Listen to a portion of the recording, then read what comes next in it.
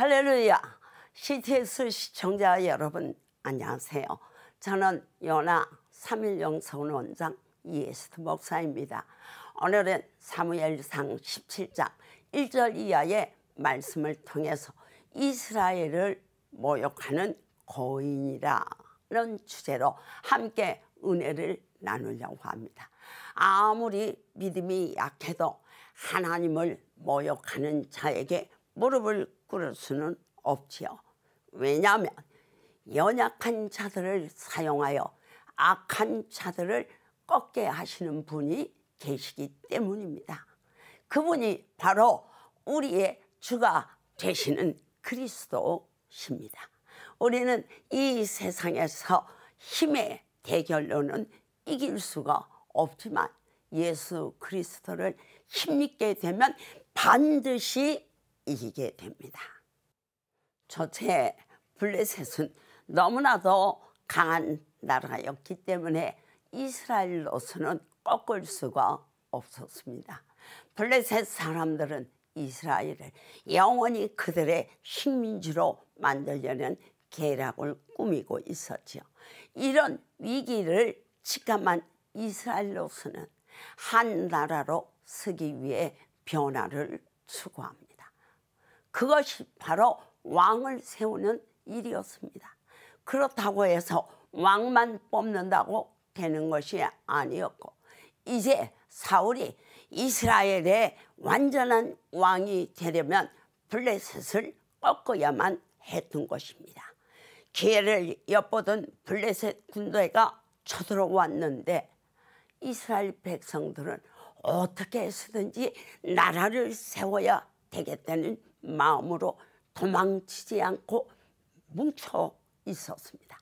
그러나 그들의 수준으로는 무참하게 탄압하고 죽이는 블레셋을 상대할 수 없는 게 문제였습니다.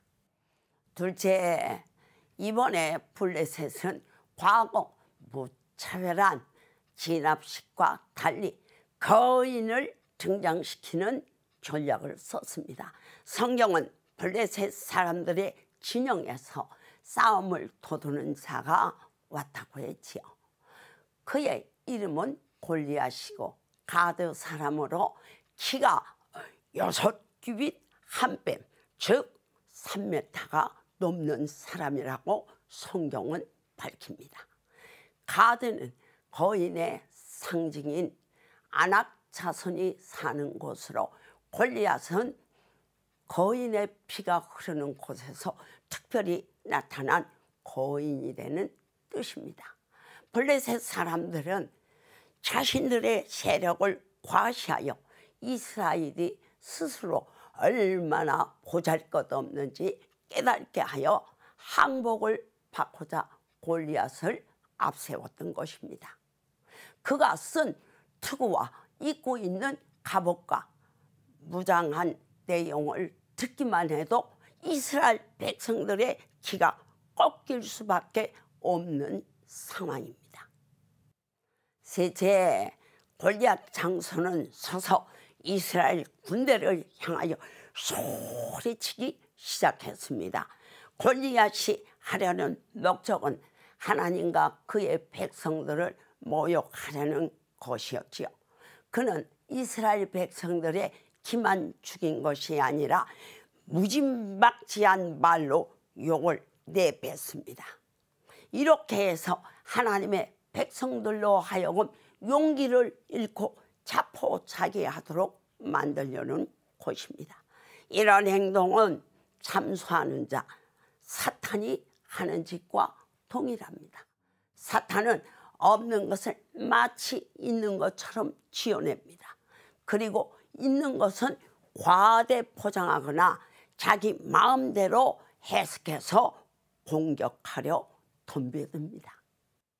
이런 위기의 상황에서 큰 소리로 외치는 그 입을 막을 수 있는 분은 오직 하나님뿐이지요.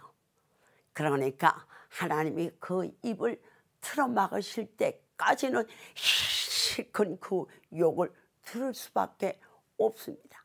하나님의 백성들은 누구든지 자존심이 아주 강해서 이런 무지막지한 욕을 얻어먹을 때 견딜 수 없는 치욕을 느끼게 됩니다. 이것이 바로 하나님의 백성들을 낮추시며 하나님만 의지하게 만드시는 기도의 연단입니다.